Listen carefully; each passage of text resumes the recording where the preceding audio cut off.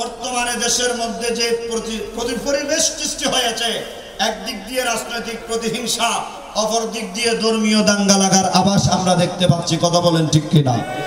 আমরা দেখেছি যখন করোনাকালীন সময়ে, যেই সময় হিন্দু ভাইদের যখন ইন্তেকাল হয়েছে, তারা যখন মৃত্যুবরণ করেছে, তাদের সে ব্রাহ্মণ এসে তাদের সৎকার কাজ করে নাই। আমাদের গৌসিয়া কমিটির ভাইয়েরা, আমাদের ভাইস চেয়ারম্যান সুলেমান ফারুকীর নেতৃত্বে মানবিক টিম এসে ওই হিন্দু ভাইদের সৎকার কাজ করেছেন। কথা বলেন ঠিক কিনা?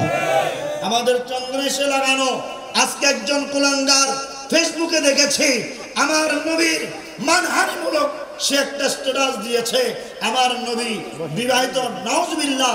এগুলো বলতে আমাদের দ্বিধাবোধ হয় যে আমার নবীর প্রাণপ্রিয় বিবি আমাদের আম্মাজান মা খাদিজাতুল কুবরা বিবাহ সম্পর্কে খারাপ একটা কুরুচিপূর্ণ মন্তব্য করেছে। কথা বলেন ঠিক কিনা?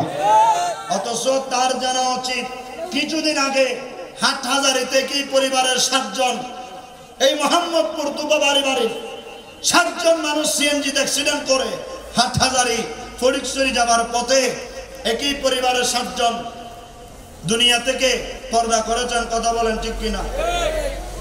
এই যারা মারা গেছেন তাদের প্রত্যেককে কাঁধে নিয়েছেন আমাদের আল্লামা সুলেমান ফারুকী। আমাদের গৌসিয়া কমিটির মানবিক টিম গিয়ে এই হিন্দু ভাইদেরকে তো বলে নাই ধর্মীয় আপনার অনুশাসনে এসে এরা হিন্দুদেরকে ছোঁয়া যাবে না, এরা হিন্দুদেরকে ধরা যাবে না, এই কথাগুলো কিন্তু বলেন নাই। কথা বলেন ঠিক কিনা? বরঞ্চ আমরা দেখেছি একজন আলেম নায়েব রাসূল হওয়ার কারণে ইনি তাদেরকে সুন্দরভাবে নিজের হাতে ধরেছেন। এমনকি হিন্দু ওই মরা ডেড বডিগুলো নিজের কাঁধের উপর তুলে নিয়েছেন। কথা বলেন ঠিক কিনা? আজকে যে হিন্দু ভাইদের লাশ কাঁধে নিয়ে সৎকার কাজ মুসলমানরা করিয়েছে, যে খ্রিস্টানদের লাশ মুসলমানরা কাঁধে নিয়ে তাদের শেষ বিদায়ের সাথী হয়েছে, আজকে তথাকথিত ওই সনাতনী ধর্মের নিরীহ মানুষদেরকে বলছি না, যারা ইসকন নামক জঙ্গি সন্ত্রাসী সংগঠন আজকে যারা আমার ভাই সাইফুলকে শহীদ করেছে, তাদের ব্যাপারে আমাদের সোচ্চার হওয়ার দরকার আছে না নাই? আরো জোরে বলেন না, আছে না নাই? আমরা তাদেরকে দায়িত্বহীন ভাষায় উচ্চ আওয়াজে বলতে চাই, আমাদের দেশ 92% মুসলমানদের দেশ, তাদেরকে মারা লাগবে না। বেশি যদি তারা চিনিমিনি খেলতে চায়, মুসলমান একজন আরেকজনের হাত ধরে হেঁটে গেলে এরা পায়ের মধ্যে পিষ্ট হয়ে যাবে। ঠিক কিনা? আরো জোরে বলেন না, ঠিক কিনা? কিন্তু আমরা মুসলিম জাতি, আমরা মানবতায় বিশ্বাসী, ইসলাম শান্তির ধর্ম, সাম্যের ধর্ম। আমরা ধর্মীয় দাঙ্গায় বিশ্বাসী নয়, আমরা সাম্প্রদায়িক সম্প্রীতিতে বিশ্বাসী। কথা বলেন ঠিক কিনা? এজন্য আমরা আপনাদের উপরে হাসান করেছি, আর আপনারা আমাদের বাইরের জানটা নিয়ে নিচ্ছেন। আমরা আপনাদের মসজিদে হামলা করেছেন, আপনারা আমাদের মসজিদে আগুন দিয়েছেন। এইভাবে প্রত্যেকটা সেক্টরে আজকে আপনাদের ধর্ম যে একটা ভণ্ড, আপনারা যে সন্ত্রাসী, আপনারা যে জঙ্গি, বারবার সেটা প্রমাণ দিচ্ছেন। কথা বলেন ঠিক কিনা? আমি অনুরোধ করব আমাদের দেশে শান্তি সম্প্রীতি যেন বজায় থাকে। এখনো সময় আছে, শুধরে যান, শুধরে যান, শুধরে যান। মুসলিম জাতি যদি জাগ্রত হয়, বদরের ইতিহাস সাক্ষ্য আছে, ময়দানে উহুদ সাক্ষ্য আছে, একটা মিনিট তোমরা টিকতে পারবা না। আম্বিয়াহি ওয়াল মুরসালিন ওয়া আলা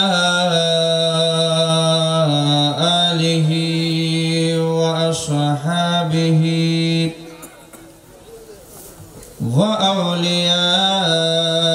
وأولياء ملته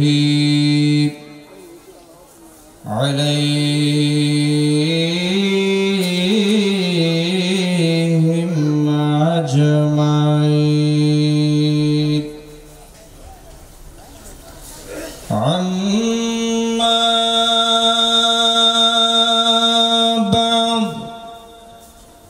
فقد قال الله تعالى عز وجل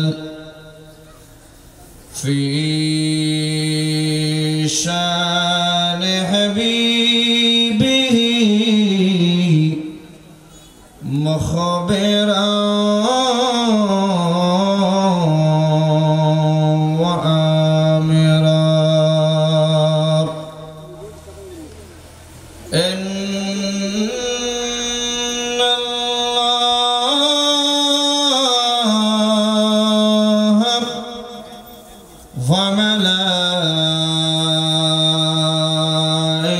ملائكته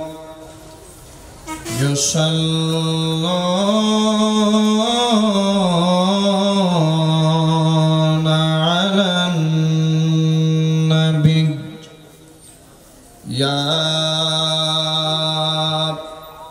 أيها الذين آمنوا صلوا عليه وسلموا تسليما صلى الله على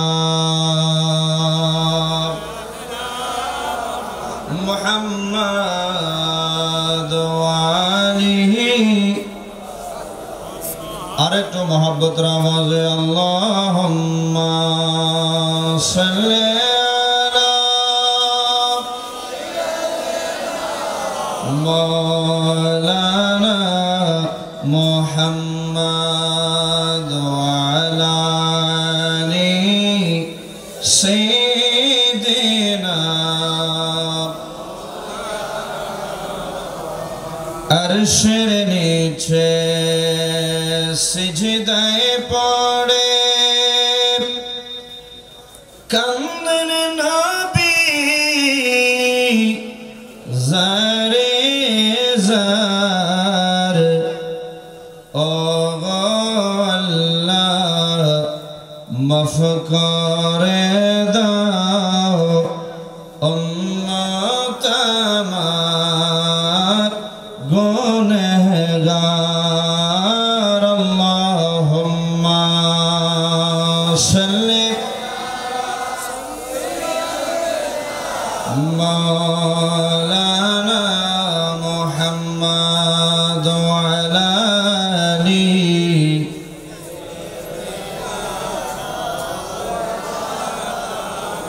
বন জঙ্গলার বাঘহরিণী চিনিল নূরের নবীকে মানুষ হয়ে চিনিলি না রে দুঃখ রইল মনেতে আল্লাহুম্মা সাল্লি মাওলানা মুহাম্মদ ওয়া আলা আলি সাইয়্যিদিনা সালাতুন ইয়া রাসূলুল্লাহ আলাইকুম সালামুন ইয়া হাবিব চেনবাতা है मेरे दिल को तमाम नाम लेते ही तुम्हारा या नबी सलातुन या रसूल अल्लाह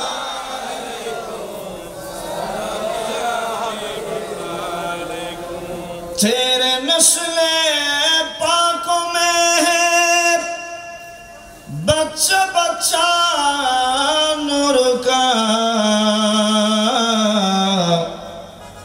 तो है आईने नूर तेरा सब घराना नूर का सलातुन या रसूल अल्लाह अलैकुम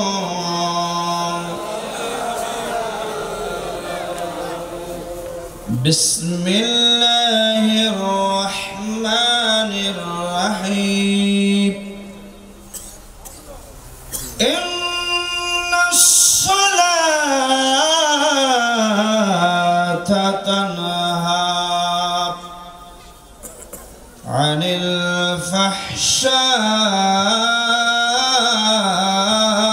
फहशाइ वल मुनकर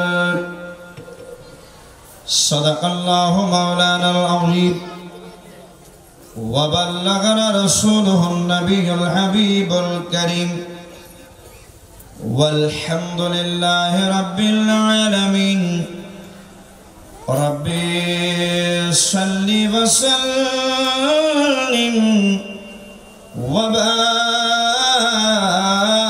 وبارك عليه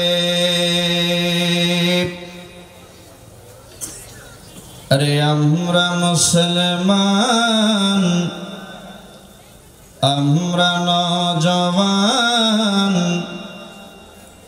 মোদের অন্তরে ঈমান ও মোদের অন্তরে ঈমান হাতে নিয়ে পাক কোরআন তুলব জয় নিশান একটু জোরে বলেন ইনশাআল্লাহ আমরা মুসলমান এর মধ্যে কোনো সন্দেহ আছে আওয়াজ বলেন কোনো সন্দেহ আছে মুসলমান বলতে কি আমাদের ভয় লাগে একটু ইমানি আওয়াজ বলেন আমাদের ভয় আছে না থাকলে একটু মহব্বতের আওয়াজে সুরে সুরে সবাই পড়ি আরে আমরা মুসলমান আমরা নওজওয়ান আমরা মুসলমান আমরা মোদের অন্তরে ঈমান ও মোদের অন্তরে ঈমান হাতে নিয়ে পাক কোরআন তুলব জয় নিশান বলো হাতে নিয়ে পাক কোরআন তুলব জয় अरे আমরা মুসলমান আমরা নওজওয়ান আমরা মুসলমান আমরা নওজওয়ান মোদের অন্তরে ঈমান হাতে নিয়ে পাক কোরআন তুলব জয় নিশান বলো হাতে নিয়ে পাক কোরআন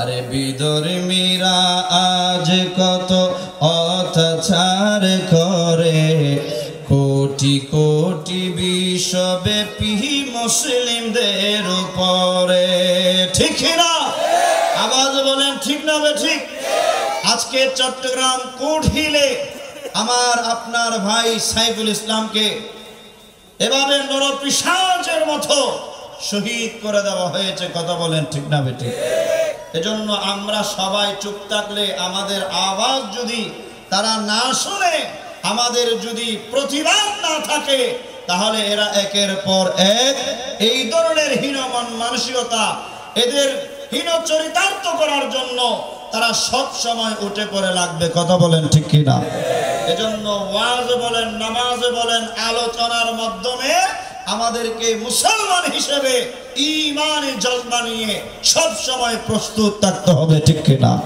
আরেকটা আওয়াজ বলেন ঠিক কি না একটু ঈমানে আওয়াজ বলবেন আরে বিধর্মীরা আজ কত অত্যাচার করে কোটি কোটি বিশ্বব্যাপী মুসলিমদের উপরে আরে আল্লাহর বিধান চাই যে সংবিধান আল্লাহর বিধান চাই যে সংবিধান মোদের অন্তরে ঈমান হাতে নিয়ে পাক কোরআন নিশান হাতে নিয়ে পাক কোরআন তুলব জয় নিশান হাতে নিয়ে পাক কোরআন তুলব জয় নিশান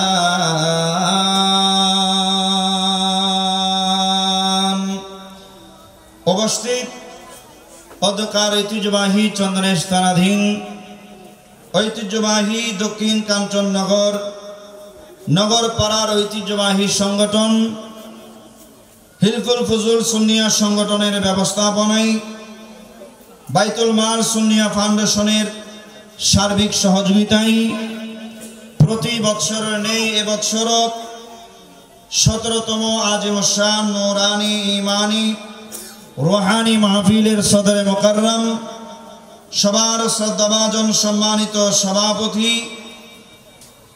মারকাজে শাহিদ আহলে সুন্নাত ওয়াল জামাত বাংলাদেশের সুযোগ্য সুদক্ষ সভাপতি, আপনাদের সকলের সুপরিচিত মুজাহিদ মিল্লাত মোহতরাম মোহাম্মদ গোলামুর রহমান নুরি সাহেব কিবলা, উপস্থিত আজকের মাহফিলের সম্মানিত মেহমান আলা, এদেশের লাখো কোটি সুন্নি জনতার প্রাণ স্পন্দন উরকিরচর মোহাম্মদিয়া গৌসিয়া সুন্নিয়া সিনিয়র মাদ্রাসার সুযোগ্য সুদক্ষ অধ্যক্ষ মহোদয় হযরতুল হাজ আল্লামা হাসান রেজা আল কাদরি মাদ্দাজিল্লাহুল আলী সাহেব কিবলা, এতক্ষণ যাবত আপনাদের সম্মুখে পবিত্র কোরআন ও সুন্নাহর আলোকে বিষয়ভিত্তিক আলোচনা পেশ করেছেন আমার অতীব অতীব মহাব্বতের ভাই, আপনাদের সকলের সুপরিচিত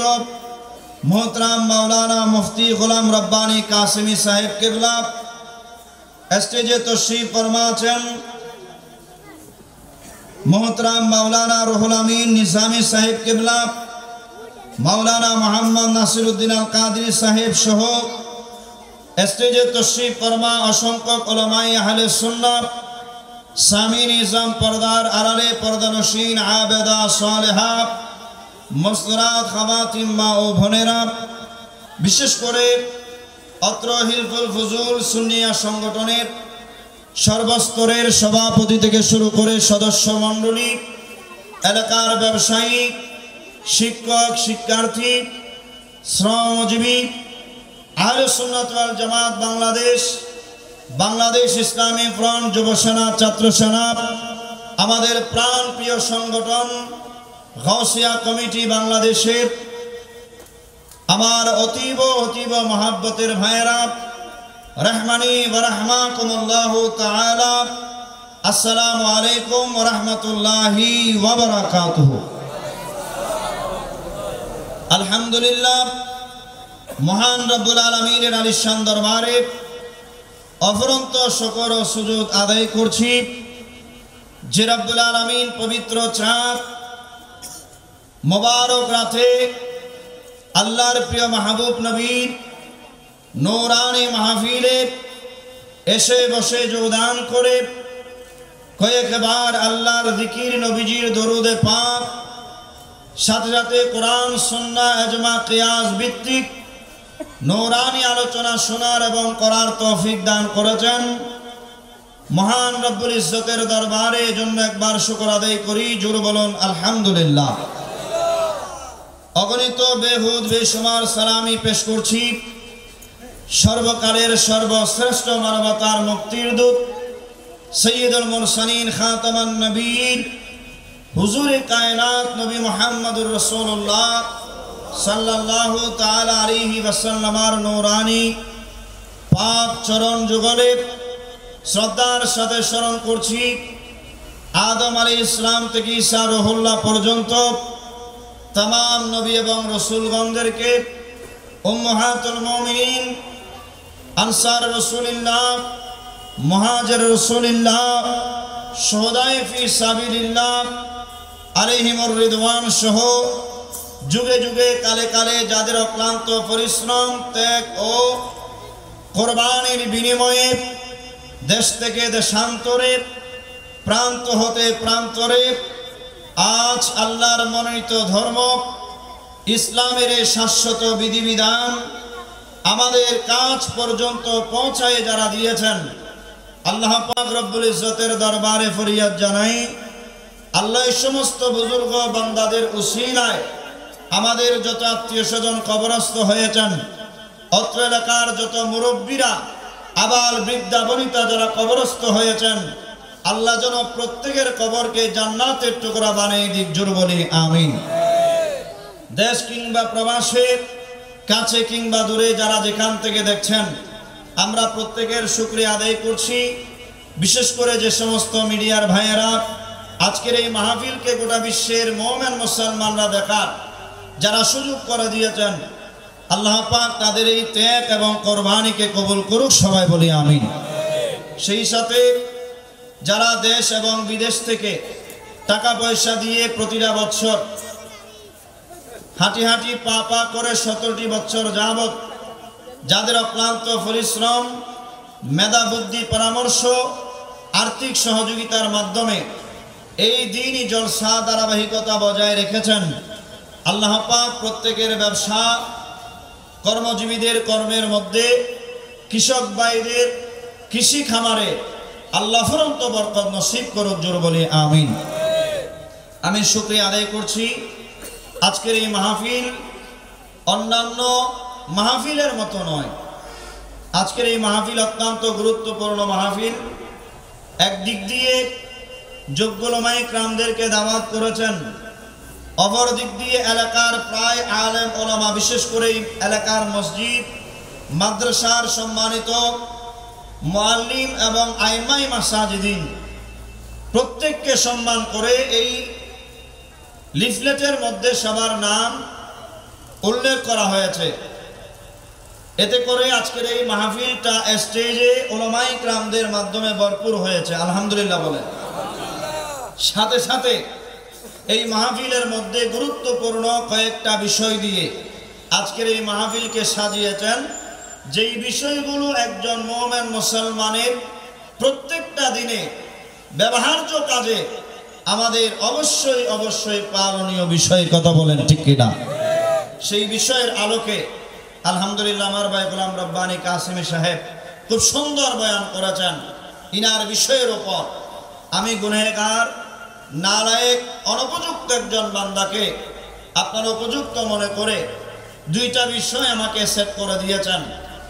তো যেহেতু আজকের মাহফিলের যিনি মধ্যমণি হুজুর আল্লামা হাসান রাজাল কাদরি মাদ্দাজিল্লাহ আশারাত পর্যন্ত যে সময় আছে, এই সময়ের মধ্যে আমি আমার দুইটা বিষয়ের উপর আলোচনা করার চেষ্টা করব।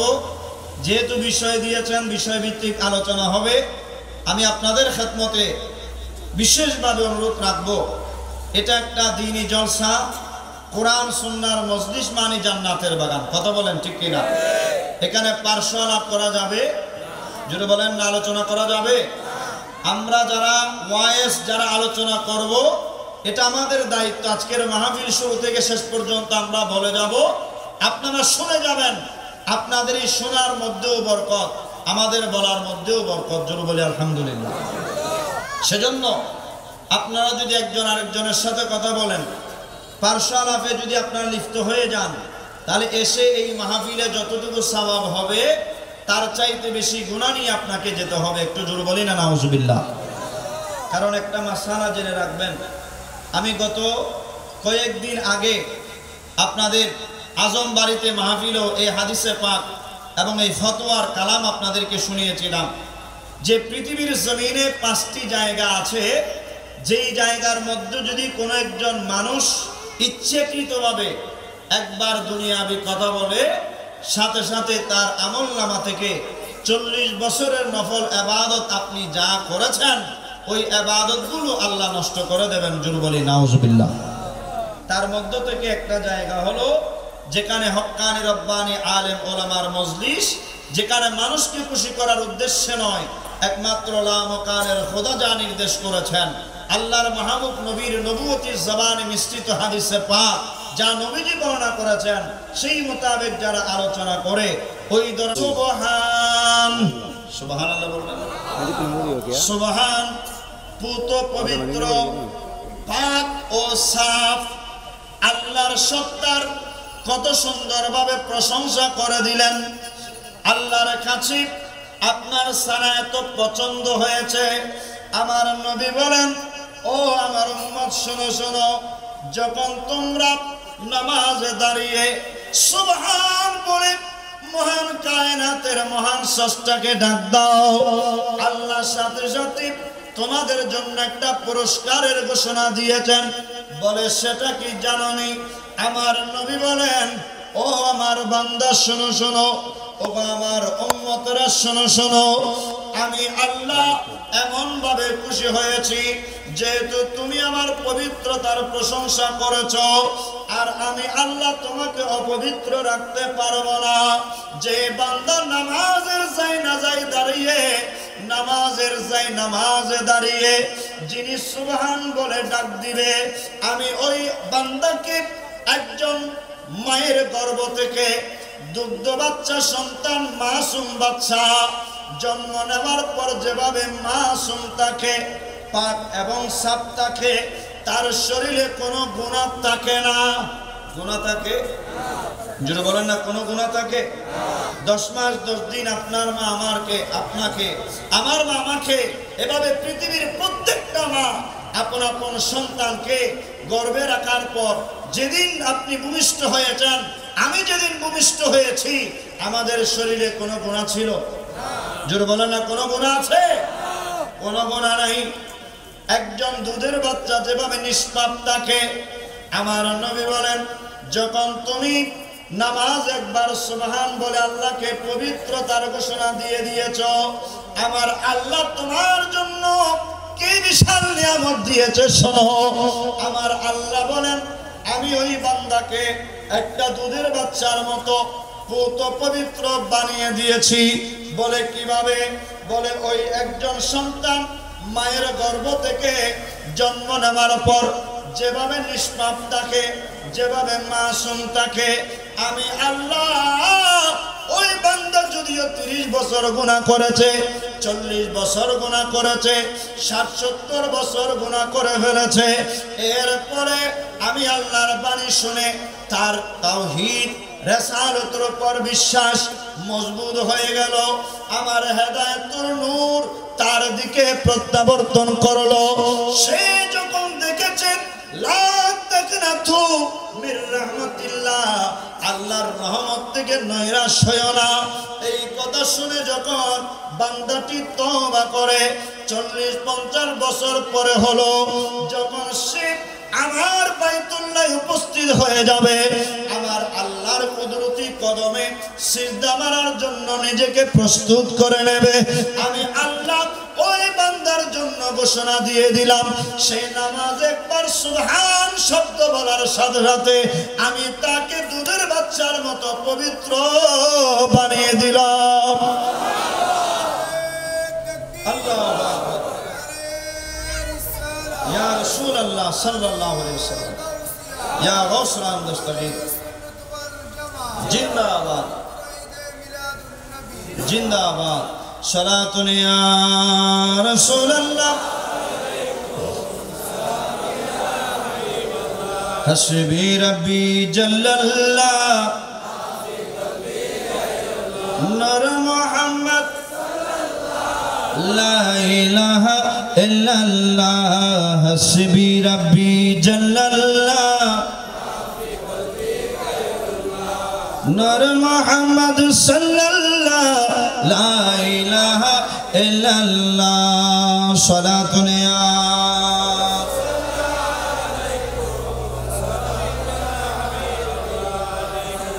ভালো করে খেয়াল করুন আমার ভাইয়ের, আমি কি বোঝাতে চেয়েছিলাম? আপনি প্রথমে তাকবীরে তাহরিমা বাঁধলেন, আপনার জীবনের সমস্ত সগীরা গুনাহ মাফ হয়ে গেল। আপনি যখন নিয়ত করার পর সুবহানাকাল্লাহুম্মা ওয়া বিহামদিক বলে আল্লাহর যখন পবিত্রতার ঘোষণা দিয়ে দিলেন, সাথে সাথে আল্লাহ আপনাকে দুধের বাচ্চার মতো পবিত্র বানিয়ে দিলেন। কি মানে? আপনার শরীরে আপনার আর কোনো গুনাহ অবশিষ্ট আল্লাহ রাখেন নাই। আপনাকে একজন মায়ের গর্ভ থেকে সদ্য জন্মা একজন দুধের বাচ্চা যেভাবে পুত পবিত্র থাকে, নামাজের ভিতর সারা পাঠ করার সাথে সাথে আপনাকে দুধের বাচ্চার মতো পবিত্র বানিয়ে দিয়েছে। এরপরে কি করবেন? নিয়ত করেছেন, সানাও করে ফেলেছেন, এখন আমরা নামাজে কি পড়ব? জোরে বলেন না, নামাজে কি পড়ব? না না না, সূরা ফাতিহার আগে তাওস এবং তাসনিয়া আছে না নাই? আমরা আউযু বিল্লাহি মিনাশ শাইতানির রাজিম, বিসমিল্লাহির রহমানির রহিম পড়তে হয় কি হয় না? ভালো করে খেয়াল করুন। এই আউযু বিসমিল্লাহ, বিসমিল্লাহর ফাজাইল মর্তবা কত জানেননি? আমার নবী নবুয়তি জবানে পাকে ঘোষণা দিয়ে দিলেন, আয় আমার উম্মত শুনো,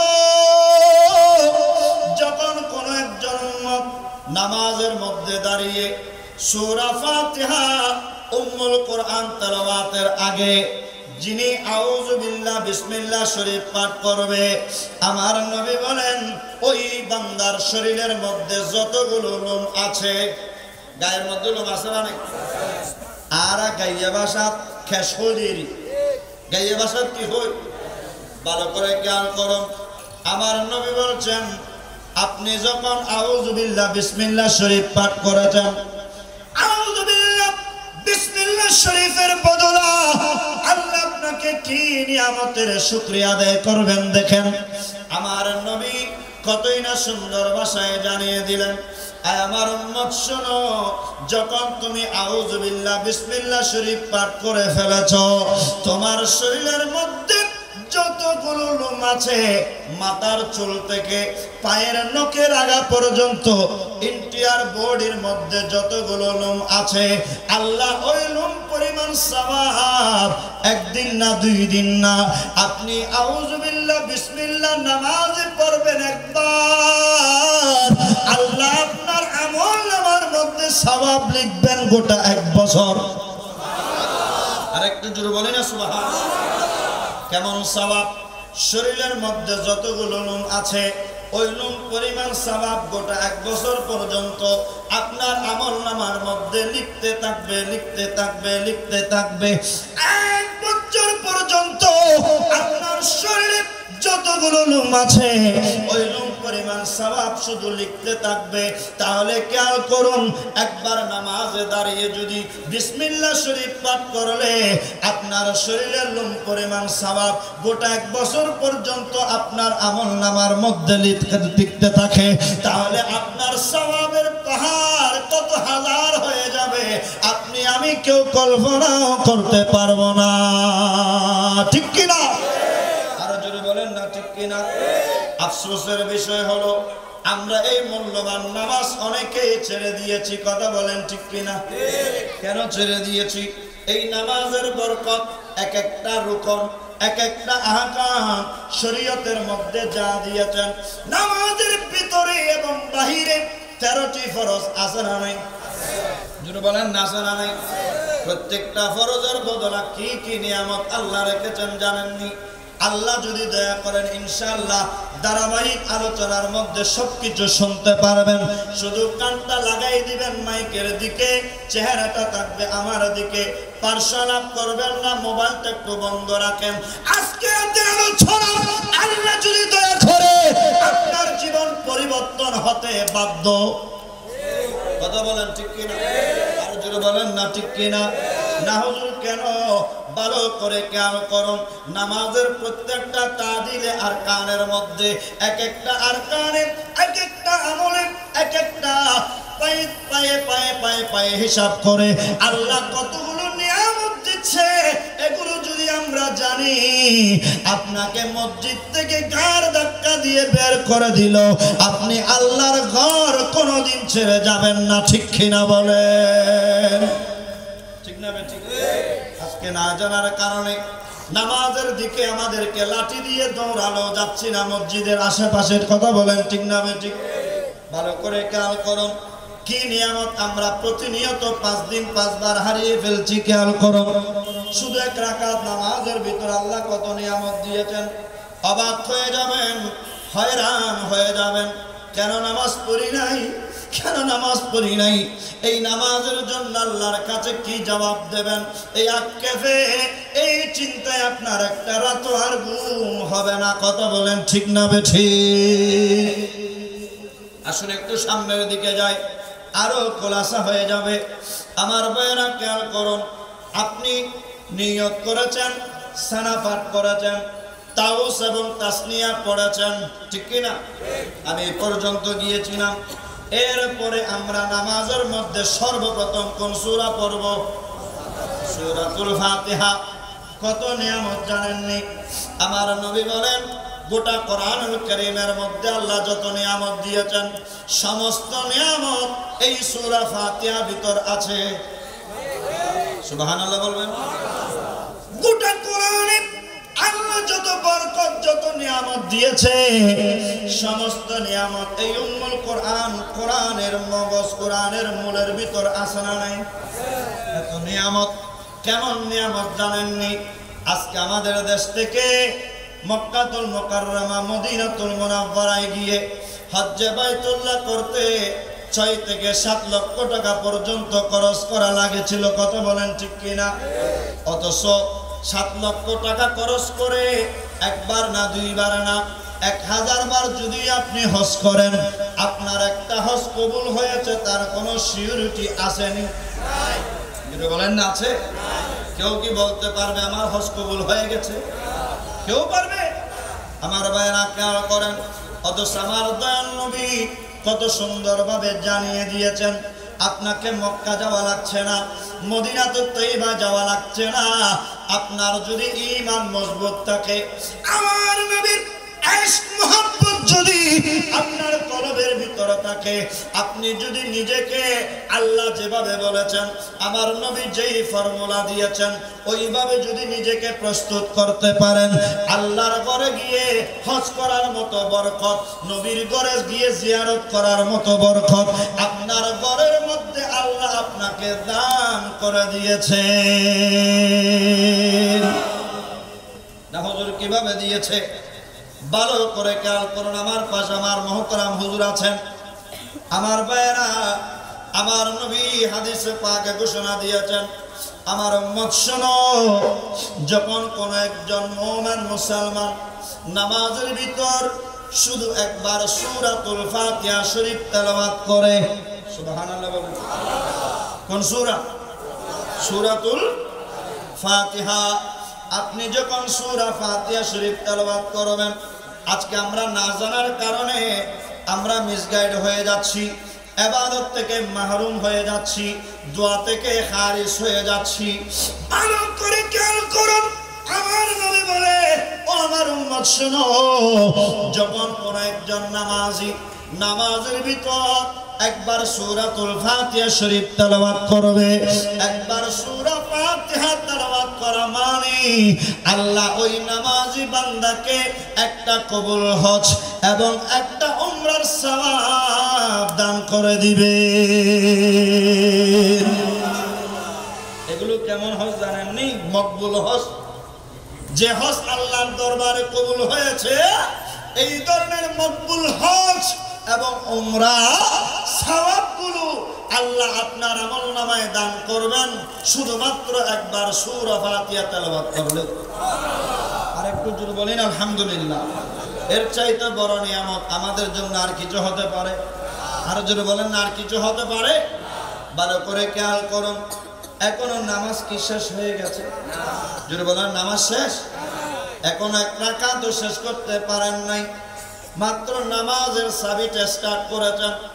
সূরাতুল ফাতিহা তেলাওয়াত করে আরেকটি সূরা কেরাত করে আপনি যখন রুকুতে যাবেন, আমরা কোথায় যাই? রুকুতে যাবেন, আল্লাহু আকবার বলে আপনি লাজুক শরীরকে কষ্ট করে একটু বাঁকা করবেন।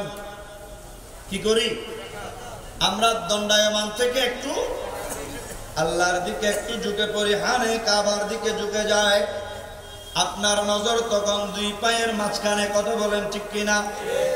আপনি যখন আল্লাহু আকবার বলে আপনার লাজুক শরীর একটু করে কষ্ট করে যখন বাঁকা করেছেন, সামনের দিকে ঝুঁকায়েছেন, আপনার কোমরে ব্যথা, ব্যথার কথা স্মরণ করেন নাই, আপনি স্মরণ করেছেন আল্লাহর। কথা বলেন কার?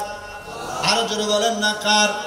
এসো না আল্লাহর নামে গানে গাই, এসো না মন প্রাণ জোড়াই, আল্লাহু আকবার বলো, আল্লাহু আকবার, আল্লাহু আকবার বলো, আল্লাহু আকবার। এসো না আল্লাহর নামে গানে গাই, এসো না মন প্রাণ জোড়াই, আল্লাহু আকবার বলো, আল্লাহু আকবার, আল্লাহু আকবার বলো, আল্লাহু আকবার। সালাতুন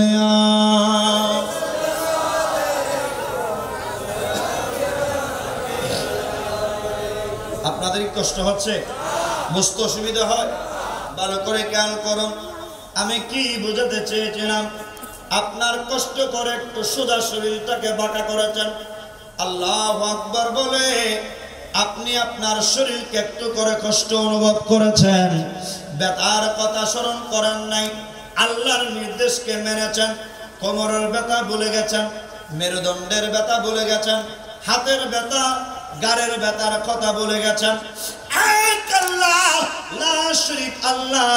আল্লাহ বলেন লাম ইয়ালিদ ওয়া লাম ইউলাদ, আমি কারো কাছ থেকে জন্মগ্রহণ করি নাই, আমি কাউকে জন্ম দিই নাই। কথা বলেন ঠিক কিনা? সেই লা শরীক আল্লাহর দিকে আপনি যখন ঝুঁকে পড়েছেন, আপনার জন্য কি নিয়ামত জানেননি? সুবহানাল্লাহ। আরেকটা আওয়াজ বলি, আমার ভাইরা খেয়াল করেন, একবার সুবহানাল্লাহ বলেছেন কত ফায়দা। জমিন থেকে আসমান পর্যন্ত গোটা পৃথিবীতে যত খালি জায়গা আছে, একবার সুবহানাল্লাহ বলার সাথে সাথে আল্লাহ সওয়াবে গোটা পৃথিবী ভরপুর করে দিয়েছে। এর চাইতে বড় নিয়ামত আর কিছু হবে? জোরে বলেন না, আর কিছু হবে? ভালো করে খেয়াল করুন, আসুন একটু সামনের দিকে যায়। অনেক লম্বা হাদিস, আমি একটু তাড়াতাড়ি করে বলতেছি, যেহেতু বিষয় দিয়েছেন দুইটা, আমি একটা বিষয়ের মধ্যে কোনো ঢুকতে পারি নাই। ভালো করে খেয়াল করবেন, এদিক সেদিক তাকাবেন না। বারংবার বলেছি, এটা অত্যন্ত গুরুত্বপূর্ণ হাদিস। এটা যদি নিজের দিমাগে ঢুকাতে পারেন, মাইন্ডের মধ্যে তাকে যদি সেট আপ করতে পারেন, হাইয়া আলাস সালাহ বলে বলে আপনাকে আর মসজিদে ডাকতে হবে না। কখন ওয়াক্ত হবে, কখন ওয়াক্ত হবে, কখন ওয়াক্ত হবে, আপনার কলব সব সময় চটপট চটপট করবে। কখন আসর পড়েছেন, মাগরিব পড়বেন, মাগরিব পড়ার পর আপনার অন্তর চটপট চটপট করবে, কখন আমি এশারের নামাজ আদায় করব। ঠিক না বেঠিক? ভালো করে খেয়াল করুন, না হুজুরে তো নিয়ামত আল্লাহ দিয়েছেন, কি কি নিয়ামত রেখেছেন একটু বলেন না।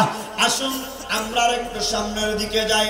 আপনি যখন রুকুকে দিয়েছেন, এই রুকুর বদলা, এই রুকুর মর্তবা, এই রুকুর ফাজাইল আল্লাহ কত রেখেছেন জানেননি? আমরা তো না জানার কারণে রুকুর মধ্যে গেলে কে যেন আমাদেরকে কান ধরে টেনে তুলে ফেলেছে, যাওয়ার সাথে সাথে উঠে যায়। ইমাম ওঠার আগে অনেক মুসল্লিও উঠে যায়, আছে না নাই? যেটা বলেন না, আছে? এদের নামাজ কি হয়েছে? যেটা বলেন না, হয়েছে? আপনি প্রথমে বলেছেন ইক্তেদাইতু বিহাদাল ইমাম, আবার ইমাম ওঠার আগে আপনি যদি উঠে যান, ইমাম যাওয়ার আগে যদি আপনি চলে যান, তাহলে আর ইমাম আসেনি?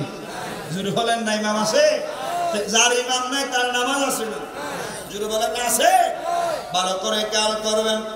এজন্য 5G গতিতে নামাজ পড়বেন না, একটু জ্ঞানালোক টাইপের নামাজ হওয়ার চেষ্টা করুন।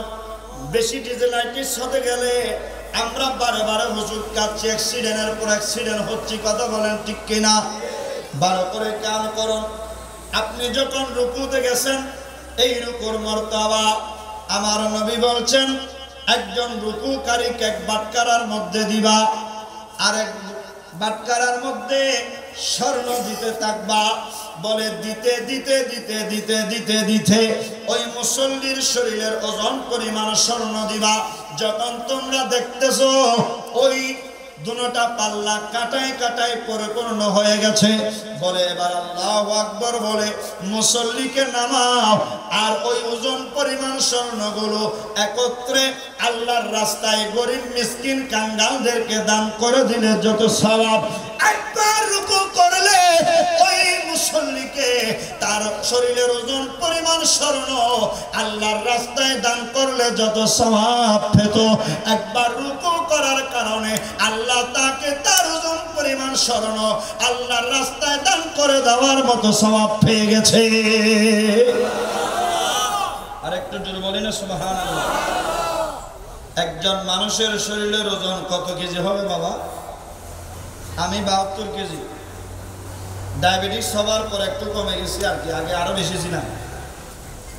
তাহলে আমারটা বাদ দেন, এই যে সামনে বসা নন্না নন্না এই বাচ্চারা, এদেরকেও যদি ওজন দেন মিনিমাম 12 থেকে 15 কেজি হবে না? আচ্ছা, 1 কেজি স্বর্ণের দাম কত লক্ষ কোটি টাকা হবে? আমাদের কোনো ধারণার মধ্যে আছে?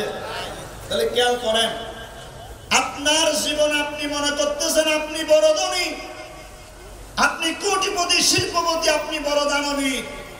হাদিসে পাকে আছে আপনার চাইতে এমন এমন দানবীর হাসরের ময়দান আপনি দেখবেন, আপনার গোটা সম্পদ সবকিছু এক জায়গায় করার পরেও ইনার সওয়াবের পাহাড়ের ধারে কাছে আপনি যেতে পারবেন না। আরেকটু জোরে বলি না সুবহানাল্লাহ। এই ধরনের কিছু গরিব দানি মানুষ থাকবে যাদের ইবাদতের পাহাড় থেকে অনেক বড় বড় ধনীরা পর্যন্ত আফসোস করবে, আক্ষেপে তারা আত্মহারা হয়ে যাবে। আরেকটু জোরে বলি না সুবহানাল্লাহ। না হুজুর কেন? ভালো করে খেয়াল করুন, আপনার শরীরের ওজন পরিমাণ স্বর্ণ আল্লাহর রাস্তায় দান করলে যত সওয়াব, একজন রুকুকারীকে একটা রুকু করার সমান সওয়াব আপনাকে দান করে দিয়েছেন। তাহলে খেয়াল করুন, একবার রুকু করা মানে আপনার শরীরের ওজন পরিমাণ স্বর্ণ আল্লাহর রাস্তায় দান করে দেওয়া। 2 বার রুকু করেছেন, নিজের শরীরের ওজন পরিমাণ স্বর্ণ আল্লাহর রাস্তায় দান করে দিয়েছেন। এইভাবে আপনি যতবার রুকু করবেন, প্রত্যেকটা রুকুর বদলা একবার নিজের শরীরের ওজন পরিমাণ স্বর্ণ আল্লাহর রাস্তায় দান করলে যত সওয়াব হতো, ওই সম পরিমাণ সওয়াব আল্লাহ আপনার আমলনামার মধ্যে লিখে দিবে। আমাদের দ্বারা 1 ভরি স্বর্ণ, এমন এমন মানুষ আমরা মাহফিলে আছি, 1 ভরি স্বর্ণ আল্লাহ রাস্তায় সদকা করার তৌফিক আমাদের নাই। ঠিক কি না? যদি বলেন না ঠিক কি না?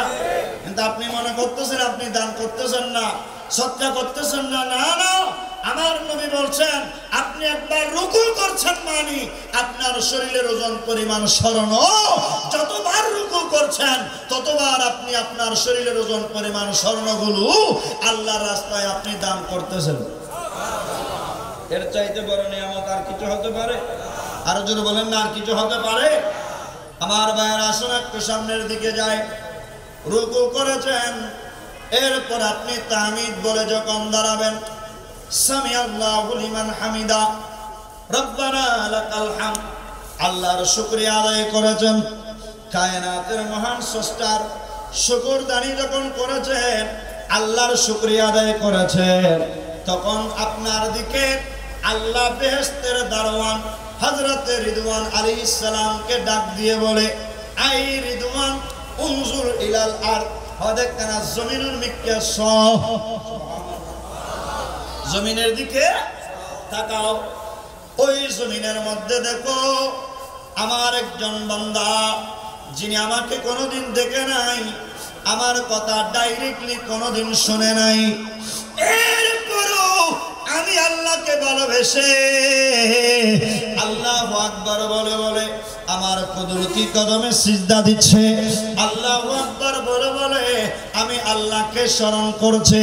তার গোটা জীবন চাইলে সে আমার দরবারে না এসে থাকতে পারতো, চাইলে সে নামাজ না পড়ে থাকতে পারতো, চাইলে সে দান খায়রাত না করে থাকতে পারতো, কিন্তু আল্লাহ এমন ভাবে দয়া করেছেন ওই বান্দাকে।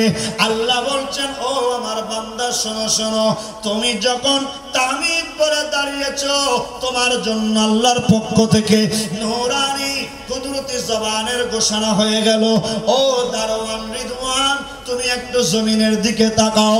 যেই বান্দা আজকে আমি আল্লাহকে না দেখে আমার প্রেমে নামাজ পড়তেছে, এই বান্দার চেহারা তুমি চিনে রাখো। হাসরের ময়দানে আমার বান্দা যখন উদ্দিন হবে, এই বান্দাকে চোখের ফলকে সে যখন পুলসিরাত পার হয়ে যাবে, তাকে তুমি আপনারা জান্নাতের ইখতিয়ার দিয়ে দিবা। যেই জান্নাত তার বেশি ভালো লাগে, যেই জান্নাত তার পছন্দ হয়, ওই বান্দা যেন সেই জান্নাতের মধ্যে প্রবেশ করতে পারে। আর একটু জোরে বলি না সুবহানাল্লাহ। কি মানি? যারা নামাজি, একদিক দিয়ে নামাজি চোখের পলকে পুলসিরাত পার হবে, আর অপর দিক দিয়ে আমার আল্লাহ ওই নামাজের জন্য হাসরের ময়দানে বেলা হিসাবে আল্লাহ জান্নাতের গ্যারান্টি দিয়ে দিয়েছেন। আরেকটু জোরে বলি না সুবহানাল্লাহ। শুধু তা না, ভালো করে খেয়াল করুন। এরপরে আপনি যখন নামাজের মধ্যে সামি আল্লাহু লিমান হামিদা বলে দাঁড়িয়েছেন, আমরা যখন দাঁড়ানোর পর আবার কোথায় যাব? সিজদায়। বলেন না, কোথায় যাব? আমরা যখন সিজদায় যাব, এই সিজদার গুরুত্ব আল্লাহর কাছে কত বেশি জানেননি? আমার নবী বলেন, আমার উম্মতের মধ্যে যারা একবার আমি আল্লাহর কুদরতি সত্তার কসম করে বলছি, যেই সমস্ত উম্মতেরা আল্লাহর কদমে একবার সিজদা দিবে, ওই বান্দাকে আল্লাহ এত বেশি ভালোবাসবে, বলে একজন গোলাম, একজন দাসকে আজাদ করে দিলে যতখানি সওয়াব পেত, আমি আল্লাহর কদমে একবার সিজদা দেওয়ার কারণে একটা গোলাম আজাদের সওয়াব পেয়ে যাবে। আরেকটু জোরে বলি না সুবহানাল্লাহ। কি মানে? আপনি একবার সিজদা দিচ্ছেন, একটা সিজদার বদলা আল্লাহ আপনাকে একটা গোলাম আজাদের সওয়াব দান করে দিয়েছেন। জোরে বলি সুবহানাল্লাহ। আরেকটু জোরে বলি আলহামদুলিল্লাহ। সালাতুন ইয়া রাসূলুল্লাহ।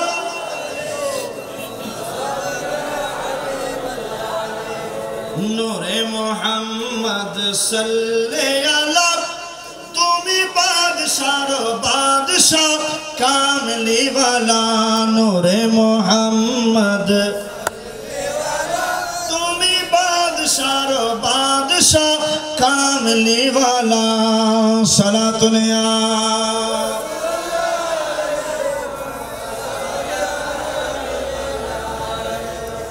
নামাজ শেষ হয়েছে? বলেন না শেষ? না না, আপনি যখন সিজদায় গেলেন, একটা সিজদা দেওয়ার বদলা একটা গোলাম আজাদের সওয়াব পেয়েছেন। আমার নবী বলেন, যখন কোন একজন নামাজি একটা সিজদা দিয়ে আরেকটা সিজদায় যাওয়ার আগে আল্লাহু আকবার বলে যখন সোজা হয়ে বসবে, আমার নবী বলেন, ওই উম্মত যদি তসবিহ পরিমাণ সময় আল্লাহর প্রেমে ইন্তজার করে, কি মানে নামাজের মধ্যে তাড়াহুড়া না করে, নামাজের ভিতর যদি সবর করে এই বান্দা যদি নামাজ আদায় করে, আমি ওই বান্দার জন্য আল্লাহর পক্ষ থেকে খোঁজখবর দিচ্ছি, শোনো শোনো। বলে যারা দুই সিজদার মাঝখানে একটু সবর করে, তসবিহ পরিমাণ সময় ইন্তজার করে, আরেকটা সিজদায় যাওয়ার আগে সবরের পরিচয় দেবে, ওই বান্দার জন্য আল্লাহ ঘোষণা দিয়েছেন 1000 আলেম। 1000 বলেন না, 1000 আর 1000 শহীদ।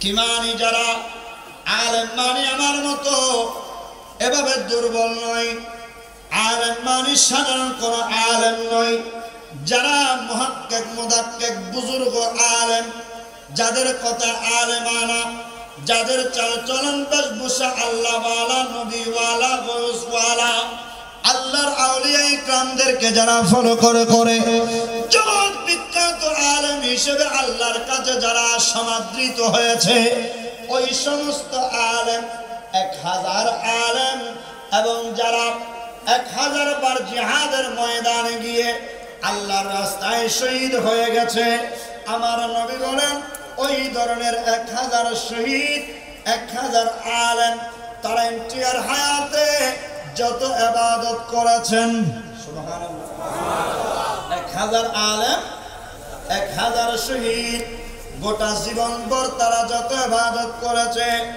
আমি নবীর উম্মতের মধ্যে যে উম্মত দুই সিজদার মাঝখানে একটু সবর করে বসবে, তাড়াহুড়া করে সিজদার মধ্যে আবার চলে না গিয়ে আল্লাহ আমাকে যেভাবে নির্দেশ দিয়েছেন আমি সেইভাবে নামাজ পড়ব, এই নিয়ত যদি একটু সবর করে দ্বিতীয় সিজদার মধ্যে যায়, আমার নবী বলছেন ওই সিজদার মাঝখানে সবরকারী নামাজিকে 1000 আলেম, 1000 শহীদের সওয়াব দান করবে। আরেকটু জোরে বলি না সুবহানাল্লাহ। নামাজ শেষ, দুই সিজদার মাঝখানে সবর করার ফায়দা পেলেন।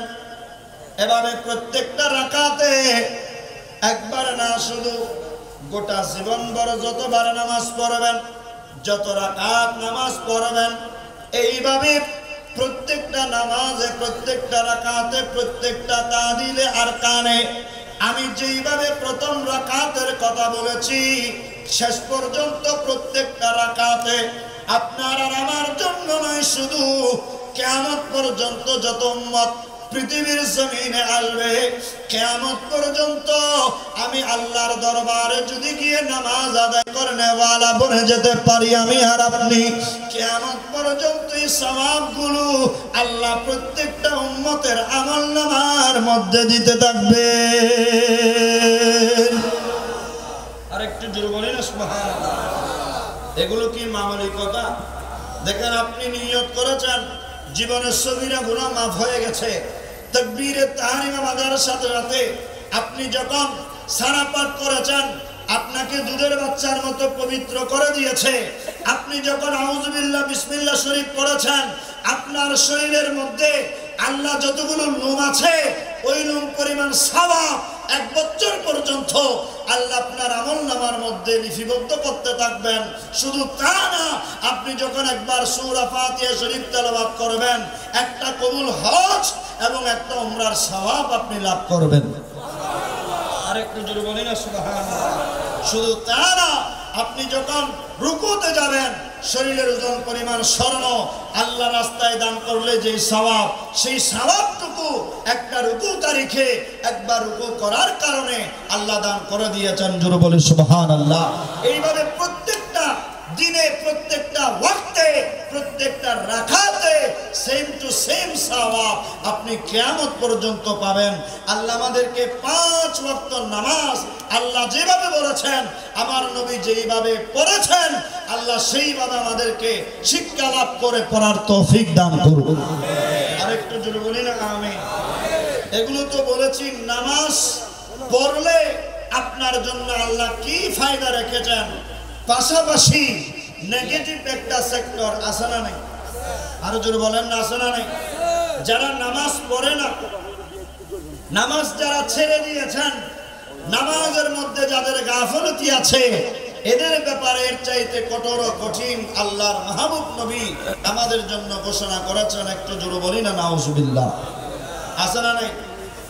যেমন ধরেন, হযরতে আল্লাহর মাহবুব নবীর পক্ষ থেকে আমার নবীর সাহাবী ঘোষণা করতে লাগলেন, আল্লাহর নবীকে বলতে শুনেছি, আয় আমার উম্মতেরা, তোমরা খ্রিস্টান এবং নাসারাদেরকে সালাম দিও না, খ্রিস্টান এবং নাসারাদেরকে সালাম দিও না। হযরতে সাদ্দাদ রাদিয়াল্লাহু তাআলা আনহু ইনি দাঁড়িয়ে গেলেন, ইনি দাঁড়িয়ে নবীজিকে সালাম আরজ করলেন, ইয়া রাসূলুল্লাহ, ইয়া হাবিবাল্লাহ, ওগো নবী, আপনি বলছেন খ্রিস্টান এবং নাসারাদেরকে সালাম না দেওয়ার জন্য, তো আমরা খ্রিস্টান এবং নাসারা কিভাবে চিনব? কারণ আমাদের কপালে, আমাদের বডিতে কারো লেখা নাই আমি কাফের, আমি খ্রিস্টান, আমি ইহুদি, আমি মুসলিম, আমি হিন্দু, আমি বৌদ্ধ, আমি খ্রিস্টান, এভাবে কারো কপালে লেখা নাই। ইয়া রাসূলুল্লাহ, আমরা যদি না চিনি, ভুলবশত সালাম দেওয়া যাবে, যেহেতু আপনি বলেছেন যিনি আগে দেখবে তিনি সালাম দিবে, সালাম দেন ওয়ালা বড়। এজন্য আমরা প্রত্যেকে আপনি নবী থেকে শিখে শিখে যাদেরকে দেখি তাদেরকে সালাম দিই। ইয়া রাসূলুল্লাহ, আমরা শুনেছি সালাম দিলে মহব্বত বাড়ে, সালাম দিলে অন্তরের মধ্যে কষ্ট থাকলে যাতনাগুলো মুছে যায়, বন্ধু বন্ধুত্বের মধ্যে আরো গভীর সম্পর্ক তৈরি হয়। এজন্য আমরা সবাইকে সালাম দিই। আপনার হাদিস মোতাবেক, আপনার নির্দেশ মোতাবেক আমরা খ্রিস্টান এবং নাসারাদেরকে যদি সালাম না দিই, তাহলে আগে তো আমাদেরকে চিনতে হবে। আপনি আমাদেরকে একটু সহযোগিতা করুন, আমরা খ্রিস্টান এবং নাসারা কিভাবে চিনব? না চিনলে ভুল হবে কিনা? যদি বলেন না, ভুল হবে না। এজন্য হযরতে সাদ্দাদ জিজ্ঞেস করার সাথে সাথে আমার নবী বলেছেন, আমার উম্মত শোনো শোনো, আমি তোমাদেরকে খ্রিস্টান এবং নাসারা চেনার একটা সহজ আয়না শিখাই দিচ্ছি, দেখাই দিচ্ছি। তোমরা দেখবে যখন মসজিদ থেকে মুয়াজ্জিন আযান দিবে, তখন তোমার আশেপাশে যারা মুমিন মুসলমান, আশেপাশে যারা মুমিন মুসলমান, তোমরা দেখতে পাবে ওই সমস্ত মুমিন মুসলমানরা আযান শোনা মাত্র কাজকর্ম বন্ধ করে দিবে, প্রথমে আযানের জবাব দেবে, এরপরে নামাজের প্রস্তুতি নিয়ে সে মসজিদ যেই দিকে ওই দিকে রওনা হয়ে যাবে। ইয়া রাসূলুল্লাহ, এটা তো আমরা সবাই করি। বলছে, ও সাদ্দাত শোনো শোনো, তখন তোমরা দেখতে পাবা যাদের অন্তরের ঈমান দুর্বল, যারা খ্রিস্টান এবং নাসারা, যারা কাফের এবং মুশরিক, এরা আযানের দ্বার ধরবে না। আযান শুনবে তাদের কান দিয়ে, আযানের জবাব দেবে না। আযান শুনবে মসজিদের দিকে যাবে না। ওগো সাদ্দাত, তুমি চিনে রাখবা, যারা আযান দেওয়ার পর মসজিদে চলে যায়, এরা আমি নবীর খাঁটি উম্মত, এরা আমি নবীর আশিক, এরা তুমি সাদ্দাতের মতো, এরা হযরত সিদ্দিক আকবরের মতো, এরা ফারুক আজমের মতো, এরা ওসমান গনি যুন্নুরাইনের মতো, এরা বেলায়েতের সম্রাট শের খুদা আলী মুর্তজার মতো, এরা মর্দে মুজাহিদ হবে। যুদ্ধের ময়দানে গেল এরা কোনদিন নামাজ ছাড়বে না। আর যারা খ্রিস্টান এবং নাসারা হয়ে যাবে, এরা আযান দেওয়ার পর আযানের জবাব দেবে না, ওয়াক্ত মোতাবেক নামাজও পড়বে না। আমি নবীর উম্মতের মধ্যে যারা আযান শুনল, আযানের জবাব দিল না, নামাজের সময় মসজিদে গেল না, আমি নবী তোমাদেরকে জানিয়ে দিচ্ছি, শোনো শোনো, আমি নবীর উম্মতের মধ্যে এরাই হলো খ্রিস্টান এবং নাসারা। আরেকটু জোরে বলি না, নাউজুবিল্লাহ। কি মানে? বেনামাজীদেরকে আমার নবী খ্রিস্টান এবং নাসারাদের সাথে তুলনা দিয়েছেন। একটু জোরে বলি না, নাউজুবিল্লাহ। আরেক হাদিসে আরো কঠোর ভাবে বলেছেন, বলছেন মুসলমান এবং কাফেরের মধ্যে পার্থক্য হচ্ছে এটাই যে মুমিন মুসলমান হলে সে নামাজ আদায় করবে, আর কাফের হলে সে নামাজ আদায় করবে না। একটু জোরে বলি না, নাউজুবিল্লাহ। তবে এই হাদিসের ব্যাখ্যায় হযরতে মোল্লা আলী কারি আলাইহির রাহমা, ইমাম আযম আবু হানিফা রাদিয়াল্লাহু তাআলা আনহু ফতোয়া মোতাবেক ইনি আমাদেরকে বিশ্লেষণ করে বুঝাই দিয়েছেন, যারা নামাজকে ইনকার করে এরা কাফের হবে, নামাজ না পড়লে তারা কাফের হবে না, বলকে তারা আমি আল্লাহর নবীর মুহাব্বতের বান্দাদের যে কাতার, সেই কাতারের মধ্যে তারা শামিল হতে পারবে না।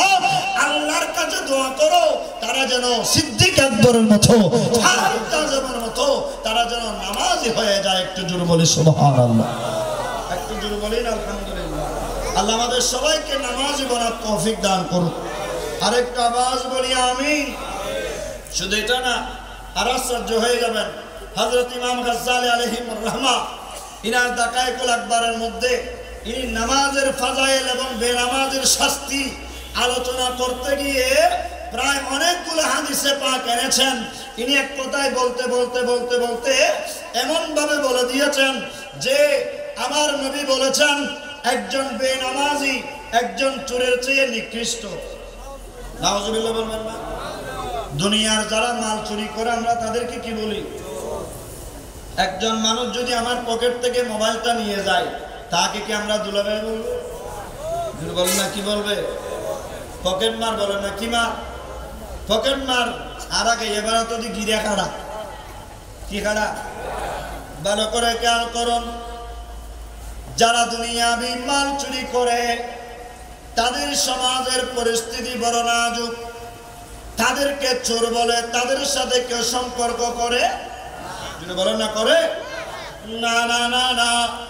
ভালো করে খেয়াল করুন, একজন বেনামাজি আমার নবী বলেছেন চোরের চেয়ে নিকৃষ্ট, একজন বেনামাজি ডাকাতের চেয়ে নিকৃষ্ট, একজন বেনামাজি মদ পানকারীর চেয়ে নিকৃষ্ট, একজন বেনামাজি জানাখুরের চেয়ে নিকৃষ্ট, একজন বেনামাজি বলতে বলতে বলতে বলতে বলতে বলতে আমার নবী বলেছেন একজন নবী হত্যাকারীর চেয়ে আরো বেশি জঘন্য অপরাধী।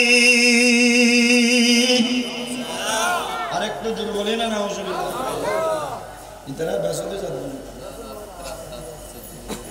আমরা আল্লাহ গুসো দিলে কোন কষ্ট লাগ না কেন? ভালো করে খেয়াল করুন, একজন বেনামাজি চোরের চেয়ে কিভাবে নিকৃষ্ট হয়? সবার দিমাগে প্রশ্ন থাকতে পারে, চোর তো নিকৃষ্ট, বেনামাজি চোরের চেয়ে কিভাবে নিকৃষ্ট হবে? বেনামাজি ডাকাতের চেয়ে কিভাবে নিকৃষ্ট হবে?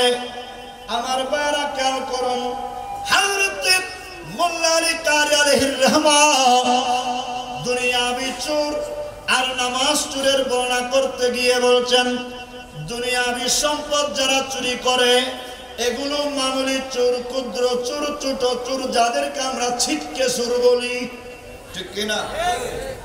দুনিয়ার সম্পদ যারা চুরি করে তারা কিছু ছোট চোর, নামাজ যারা চুরি করে এরাই হচ্ছেন বড় চোর। না হুজুর কিভাবে?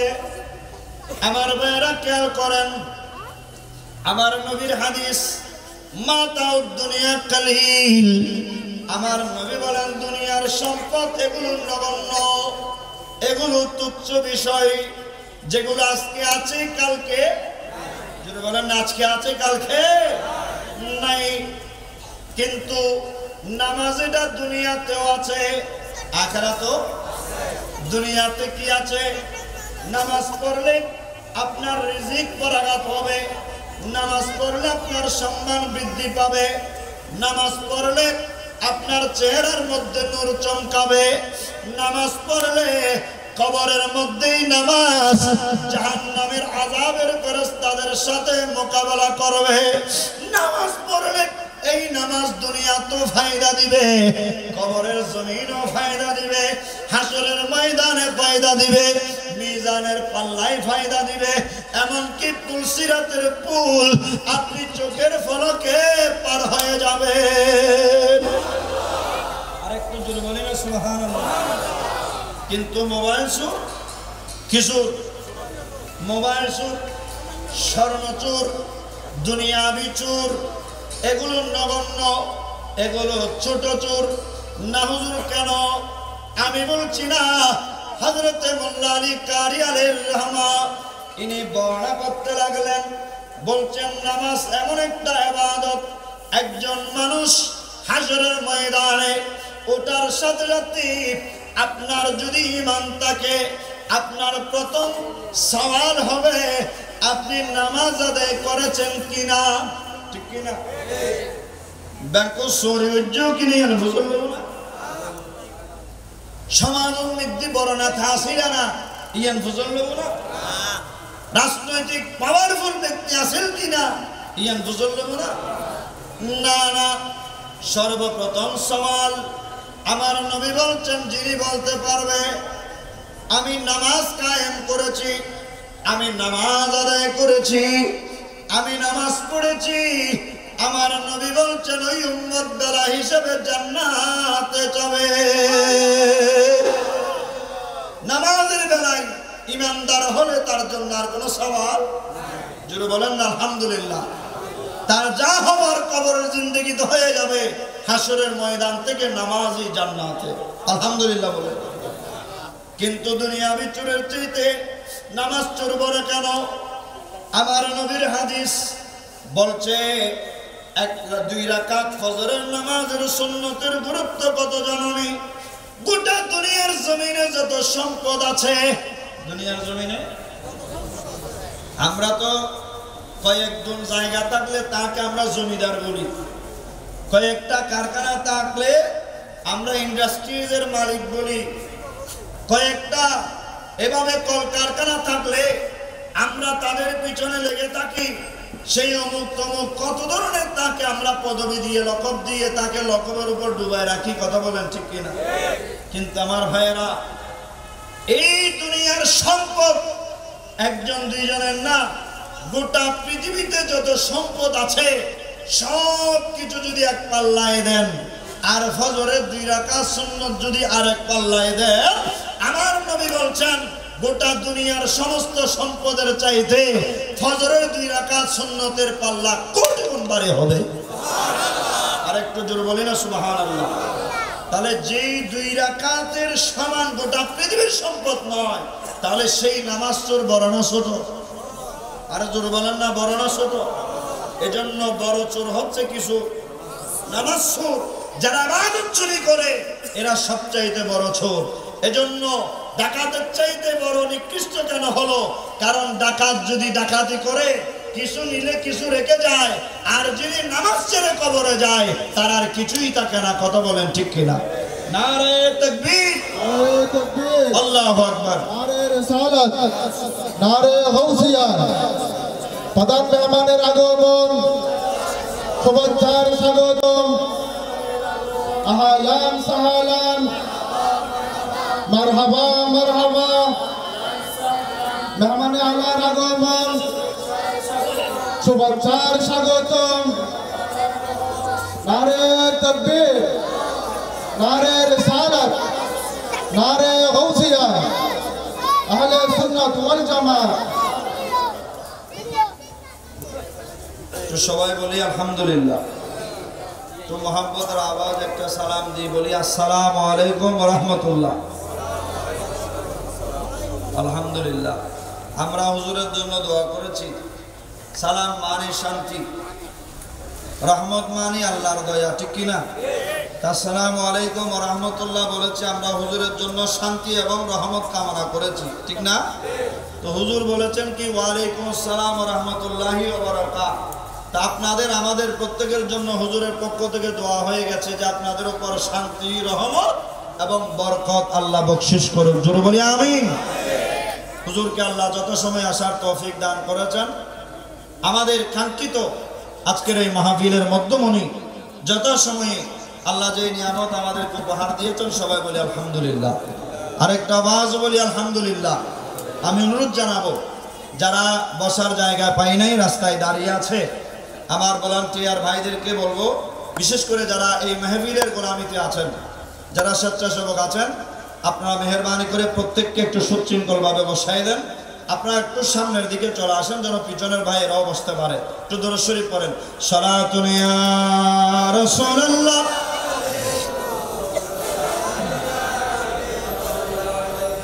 আরেকটা আওয়াজ বলি আলহামদুলিল্লাহ। আপনাদের কি কষ্ট হচ্ছে? যেহেতু হুজুর আসছে, আমার একটা এটা আদবের বহিঃপ্রকাশ বলতে পারেন যে আমার পরবর্তী কোনো বক্তা আসলে আমি আর ওয়াজ করি না, এটা বেয়াদবির নামান্তর। বন্ধু বান্ধব আসলে সেটা ভিন্ন ব্যাপার, কিন্তু যেহেতু আমাদের উস্তাদ সমতুল্য আজকের মাহফিলের মধ্যমণি চলে এসেছেন, আমি সামনে যাচ্ছি না। তবে আমানতের খেয়ানত যেন না হয়, আপনারা আমাদেরকে 2টা বিষয় দিয়েছেন। কয়টা বিষয়? একটা হচ্ছে নামাজের গুরুত্বের ব্যাপারে এতক্ষণ বলেছি, আল্লাহ আমাদের এই মোতাবেক আমল করার তৌফিক দান করুন। আরেকটা দিয়েছেন যাকাতের গুরুত্ব, যাকাত এর গুরুত্ব, সেই দিকে আমি যাবার সেই সক্ষমতা আমার নাই, যেহেতু হুজুর চলে আসছেন। শুধু দরবুল মেসাল হিসেবে আপনাদেরকে একটা দৃষ্টান্ত দিই। যাকাত এটা এমন একটা মালি ইবাদত, যারা প্রকৃতপক্ষে আল্লাহর ওয়াস্তে যাকাত, যারা সাহেবে নেশাব, যারা যাকাত সুষ্ঠুভাবে বন্টন করবে, তাদের জন্য অনেকগুলো নিয়ামত আছে। সেই নিয়ামতের মধ্যে স্পেশালি কয়েকটা নিয়ামত হচ্ছে, এক নাম্বার, প্রথমত তার সম্পদগুলো পবিত্র হবে। সুবহানাল্লাহ বলবেন। সম্পদগুলো কি হবে? পবিত্র হবে। 2 নম্বরে তার সম্পদ আল্লাহ বৃদ্ধি করে দিবেন। 3 নম্বরে সমুদ্র পথে লঞ্চ, স্টিমার করে অথবা দূরপাল্লা থেকে গাড়ি করে তার মাল আনা নেওয়ার সময় এই মালগুলো কোনোদিন অ্যাক্সিডেন্টে পতিত হবে না। সুবহানাল্লাহ বলবেন। যারা যাকাত দিবে না, এই সমস্ত আযাবগুলো কিন্তু তাদের উপর অবশ্যই অবশ্যই আসবে। কারণ এই সম্পদের যেগুলার হক ফকির মিসকিনরা, যার হক তাকে না দিয়ে যখন আপনি কুষ্ঠিগত করে রেখেছেন, এই মুষ্টিগত সম্পদগুলো আল্লাহ সমুদ্রে রাস্তায় হয়তো আপনার দোকানে আগুন লাগাই দিবে, নয়তোবা সমুদ্র পথে ঘূর্ণিপাকে পড়ে আপনার সম্পদগুলো পানির মধ্যে নিমজ্জিত হয়ে ধ্বংস হয়ে যাবে। জোরে বলি নাউজুবিল্লাহ। এজন্য যাদের যাকাত দেওয়ার ক্ষমতা আল্লাহ দান করেছেন, আল্লাহ তো কারো উপর জুলুম করে নাই, যাদের উপর যাকাত দেওয়ার মতো ক্ষমতা হয় নাই, আল্লাহ তাদেরকে যাকাত দেওয়ার কথা বলেনও নাই। বলেন না? যাকাত দিতে বলেছেন? বলেন নাই।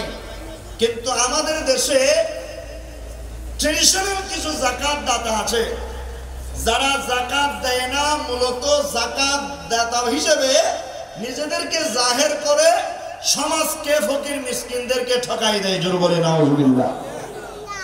এজন্য যেমন ধরেন ঈদের দিন সকালবেলা লাইনকে লাইন মানুষ দাঁড় করিয়ে যাকাত বন্টন করে। 5 টাকা থেকে শুরু করে 500 টাকার নোট দিতে আমরা দেখেছি। কথা বলেন ঠিক কিনা? এগুলো যাকাত নয়, এগুলো জনগণের সাথে ধোঁকা। এগুলো কি? ধোঁকা। আবার কিছু আমাদের দেশে আছে মানে যাকাতের সাথে যাকাতের লুঙ্গি। নাউজুবিল্লাহ বলেন। অথচ আমরা দেখি কাপড়ের শাড়ি, কাপড়ের লুঙ্গি, এগুলোকে নাম দেওয়া হয়েছে যাকাতের শাড়ি, যাকাতের লুঙ্গি। এই 150, 200, 300 টাকার শাড়িগুলো এভাবে বাস করে সামনে টেবিল সাজিয়ে সেলফির পর সেলফি তুলে তুলে মানুষকে লজ্জায় ফেলে সেই যে দান করতেছে, এগুলো মানুষকে দেখাচ্ছে। জোরে বলি নাউজুবিল্লাহ। এগুলো মানুষের উপর, গরিবের উপর একটা জুলুম, এটা মানুষের উপর একটা বৈষম্য। এগুলো কোনোদিন ইসলাম সমর্থন করে না। না হুজুর, আমরা যাকাত কিভাবে দেব? আমি সংক্ষেপে 2 মিনিট আপনাদেরকে বলছি। একটা এলাকায় আপনার দ্বারা গোটা জাতিকে উপকৃত করা সম্ভব নয়। মনে করেন আপনার কাছে বছরে 5 লক্ষ টাকা যাকাত আসে, আপনি 5 লক্ষ টাকা গোটা চন্দনাইশ উপজেলার মধ্যে যদি বন্টন করেন, 2 টাকা, 5 টাকা, 50, 100, 1000, 2000 টাকা করে, কোন পরিবার উপকৃত হবে না। জোরে বলেন, উপকৃত হবে? যাকাত দেওয়ার সিস্টেম হচ্ছে আপনি যাকাত এমন ভাবে দিবেন যিনি গরিব থেকে ধনী হয়ে যাবেন। সুবহানাল্লাহ বলেন। গরিব থেকে কি হবে? ধনী হবে। এভাবে যাকাত দিতে হবে। এই বছর আপনি যাকাত দিয়েছেন, যাকে দিচ্ছেন তাকে বলে দিবেন যেন আগামী বছর তুমি আর যাকাত নিতে পারবে না, বলকে উল্টো তোমাকে যাকাত দিতে হবে। জোরে বলে সুবহানাল্লাহ। সেইভাবে যদি যাকাত দিতে পারেন, আমাদের সমাজ আলোকিত হবে, গরিব দুঃখী মেহনতি মানুষের পরিবর্তন আসবে। আর যদি 5 টাকা 10 টাকা এভাবে কিয়ামত পর্যন্ত দিতে থাকেন, তাহলে মানুষের কোনো উন্নতি হবে না। তো আপনি একজনের কাছে 5 লক্ষ টাকা যাকাত আসে, আমি বলবো আপনি 5 লক্ষ টাকা গোটা সন্দেশ তারা, পটিয়ে তারা, বোয়ালখালী, আনোয়ারা, রাঙ্গুনিয়া এভাবে আপনি না বিলিয়ে আপনার যাকাতের এই 5 লক্ষ টাকা এই বছর আপনি একটা গরিব পরিবারকে দেন। আপনার পরিবারের মধ্যে যদি আত্মীয় স্বজনের মধ্যে যদি 5 জন গরিব থাকে যাকাত খাবার মতো, আপনি 5 বছরে 5 জনকে টার্গেট করেন। এই বছর 5 লক্ষ টাকা একজনকে দিয়েছেন, এই 5 লক্ষ টাকা যিনি পাবে ইনি কি আর গরিব থাকবে? এই বছর সে ধনী হয়ে গেল, আগামী বছর আরেকজনকে দিবেন, এর পরের বছর আরেকজনকে দিবেন। 5 বছর পর আপনার আত্মীয়র মধ্যে আর যাকাত দেওয়ার কোনো মানুষই আপনি পাবেন না। কত বলেন ঠিক কিনা? এভাবে আপনার আত্মীয় স্বজন দেওয়া হয়ে গেলে এবার প্রতিবেশীকে দেখেন, আপনার মহল্লায় যিনি মেম্বার হবেন, শরীয়ত সম্মত যদি ইসলামিক ঘরানার যদি কোরআন সুন্নাহর এলমওয়ালা যদি মেম্বার হয়, কোরআন সুন্নাহর এলম আছে, আমাদের আল্লামা সুলাইমান ফারুকী ভাইস চেয়ারম্যান যেভাবে হয়েছেন, এইভাবে যদি কোনো আলেম মেম্বার হয়, কোন যদি দিনদার পরহেজগার মুত্তাকি আল্লাহওয়ালা যদি চেয়ারম্যান হয়, মেয়র হয়, এমপি হয়, তাদের মাধ্যমে ইসলামিক রীতি কালচারগুলো এগিয়ে যাবে। কথা বলেন ঠিক কিনা? সেই মেম্বার কি করবেন? ওই মেম্বার একটা লিস্ট করবেন, এই এলাকার মধ্যে 100টি ঘর আছে মনে করেন, 100টি ঘরের মধ্যে যাকাত নেওয়ার মতো মানুষ আছে 100টি, যাকাত দিতে পারে এই ধরনের মানুষ আছে 20 জন।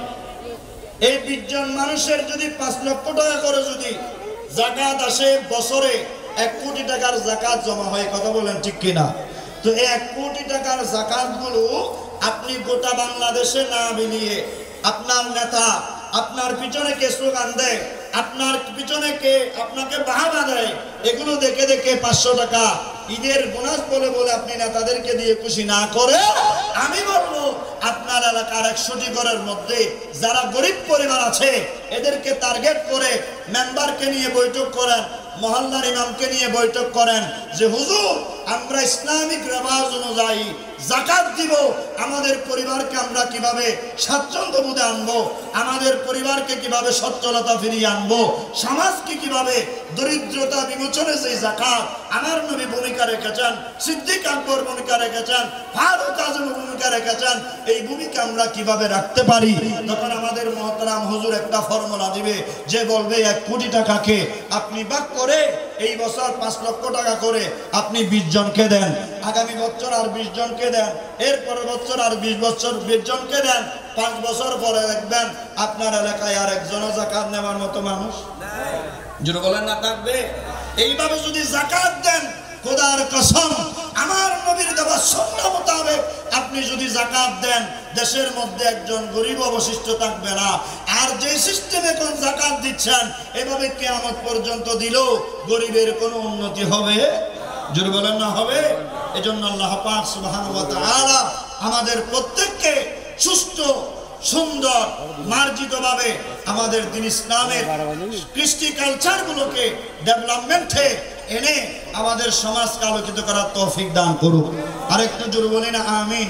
শেষ কথার এক কথা, আমার ভাইয়েরা, বর্তমানে দেশের মধ্যে যে পরিবেশ সৃষ্টি হয়েছে, একদিক দিয়ে রাজনৈতিক প্রতিহিংসা, অপর দিক দিয়ে ধর্মীয় দাঙ্গা লাগার আভাস আমরা দেখতে পাচ্ছি। কথা বলেন ঠিক কিনা? আমরা দেখেছি যখন করোনাকালীন সময়ে, যেই সময় হিন্দু ভাইদের যখন ইন্তেকাল হয়েছে, তারা যখন মৃত্যুবরণ করেছে, তাদের সে ব্রাহ্মণ এসে তাদের সৎকার কাজ করে নাই। আমাদের গৌসিয়া কমিটির ভাইয়েরা, আমাদের ভাইস চেয়ারম্যান সুলেমান ফারুকীর নেতৃত্বে মানবিক টিম এসে ওই হিন্দু ভাইদের সৎকার কাজ করেছেন। কথা বলেন ঠিক কিনা? আমাদের চন্দ্র এসে লাগানো আজকে একজন কুলাঙ্গার ফেসবুকে দেখেছি আমার নবীর মানহানিমূলক সে একটা স্ট্যাটাস দিয়েছে, আমার নবী বিবাহিত, নাউজুবিল্লাহ। এগুলো বলতে আমাদের দ্বিধাবোধ হয় যে আমার নবীর প্রাণপ্রিয় বিবি আমাদের আম্মাজান মা খাদিজাতুল কুবরা বিবাহ সম্পর্কে খারাপ একটা কুরুচিপূর্ণ মন্তব্য করেছে। কথা বলেন ঠিক কিনা? অথচ তার জানা উচিত কিছুদিন আগে হাটহাজারীতে কি পরিবারের 7 জন, এই মোহাম্মদপুর দুবাবাড়ি বাড়ির 7 জন মানুষ সিএনজিতে অ্যাক্সিডেন্ট করে হাটহাজারী ফটিকছড়ি যাবার পথে একই পরিবারের 7 জন দুনিয়া থেকে পর্দা করেছেন। কথা বলেন ঠিক কিনা? এই যারা মারা গেছেন তাদের প্রত্যেককে কাঁধে নিয়েছেন আমাদের আল্লামা সুলেমান ফারুকী। আমাদের গৌসিয়া কমিটির মানবিক টিম গিয়ে এই হিন্দু ভাইদেরকে তো বলে নাই ধর্মীয় আপনার অনুশাসনে এসে এরা হিন্দুদেরকে ছোঁয়া যাবে না, এরা হিন্দুদেরকে ধরা যাবে না, এই কথাগুলো কিন্তু বলেন নাই। কথা বলেন ঠিক কিনা? বরঞ্চ আমরা দেখেছি একজন আলেম নায়েব রাসূল হওয়ার কারণে ইনি তাদেরকে সুন্দরভাবে নিজের হাতে ধরেছেন। এমনকি হিন্দু ওই মরা ডেডবডিগুলো নিজের কাঁধের উপর তুলে নিয়েছেন। কথা বলেন ঠিক কিনা? আজকে যে হিন্দু ভাইদের লাশ কাঁধে নিয়ে সৎকার কাজ মুসলমানরা করিয়েছে, যে খ্রিস্টানদের লাশ মুসলমানরা কাঁধে নিয়ে তাদের শেষ বিদায়ের সাথী হয়েছে, আজকে তথাকথিত ওই সনাতনী ধর্মের নিরীহ মানুষদেরকে বলছি না, যারা ইসকন নামক জঙ্গি সন্ত্রাসী সংগঠন আজকে যারা আমার ভাই সাইফুলকে শহীদ করেছে, তাদের ব্যাপারে আমাদের সোচ্চার হওয়ার দরকার আছে না নাই? আরো জোরে বলেন না, আছে না নাই? আমরা তাদেরকে দ্ব্যর্থহীন ভাষায় উচ্চ আওয়াজে বলতে চাই, আমাদের দেশ 92% মুসলমানদের দেশ, তাদেরকে মারা লাগবে না। বেশি যদি তারা চিনিমিনি খেলতে চায়, মুসলমান একজন আরেকজনের হাত ধরে হেঁটে গেলে এরা পায়ের মধ্যে পিষ্ট হয়ে যাবে। ঠিক কিনা? আরো জোরে বলেন না, ঠিক কিনা? কিন্তু আমরা মুসলিম জাতি, আমরা মানবতায় বিশ্বাসী, ইসলাম শান্তির ধর্ম, সাম্যের ধর্ম। আমরা ধর্মীয় দাঙ্গায় বিশ্বাসী নয়, আমরা সাম্প্রদায়িক সম্প্রীতিতে বিশ্বাসী। কথা বলেন ঠিক কিনা? এজন্য আমরা আপনাদের উপরে হাসান করেছি আর আপনারা আমাদের বাইরের জানটা নিয়ে নিচ্ছেন। আমরা আপনাদের মসজিদে হামলা করেছেন, আপনারা আমাদের মসজিদে আগুন দিয়ে দিয়েছেন। এইভাবে প্রত্যেকটা সেক্টরে আজকে আপনাদের ধর্ম যে একটা ভণ্ড, আপনারা যে সন্ত্রাসী, আপনারা যে জঙ্গি, বারবার সেটা প্রমাণ দিচ্ছেন। কথা বলেন ঠিক কিনা? আমি অনুরোধ করব আমাদের দেশে শান্তি সম্প্রীতি যেন বজায় থাকে। এখনো সময় আছে, শুধরে যান, শুধরে যান, শুধরে যান। মুসলিম জাতি যদি জাগ্রত হয়, বদরের ইতিহাস সাক্ষ্য আছে, ময়দানে উহুদ সাক্ষ্য আছে, একটা মিনিট তোমরা টিকতে পারবা না। কথা বলেন ঠিক কিনা? আল্লাহ আমাদের সবাইকে বোঝার তৌফিক দান করুন। আমার মুহতারাম হুজুর কেবলা এসেছেন, ওনার নূরানি নসিহত আপনারা সবাই শ্রবণ করবেন। সুন্নিয়তের প্রত্যেকটা কাজে আমরা একীভূত হয়ে এক কাতারে এসে আমরা সুন্নিয়তের কাজে কাঁধে কাঁধ লাগিয়ে কাজ করব। জোর বলে ইনশাআল্লাহ। আরেকটু জোর বলেন ইনশাআল্লাহ। আমার ভাইয়েরা, বসে থাকার সময় নাই। কেউ মাইজবান্ডারি বলে একদিকে, কেউ তো ইরশাদ মুরিদ বলে একদিকে, কেউ জাহাঙ্গীরিয়া দরবার বলে একদিকে, কেউ জোহাদিয়া বলে একদিকে। থাকার সময় আর জোরে বলেন না আছে? পীর যার যার, সুন্নিয়ত সবার। আমরা সুন্নিরা অতীতেও এক ছিলাম, এখনো এক আছি। হাসরের ময়দানও আমরা রসুল পাক, সিদ্দিক আকবর, ফারুক আজমের সাথে থাকতে চাই। ঠিক কিনা? আল্লাহ আমাদের সবাইকে কাঁধে কাঁধ লাগিয়ে মাযহাব মিল্লাতের খিদমতগার বানার তৌফিক দান করুন। আমিন। ওয়া মা আলাইনা ইল্লাল বালাগ ওয়া আখির দাওয়ানা আনিল হামদুলিল্লাহি রাব্বিল আলামিন। আসসালামু আলাইকুম ওয়া রাহমাতুল্লাহি ওয়া বারাকাতুহু।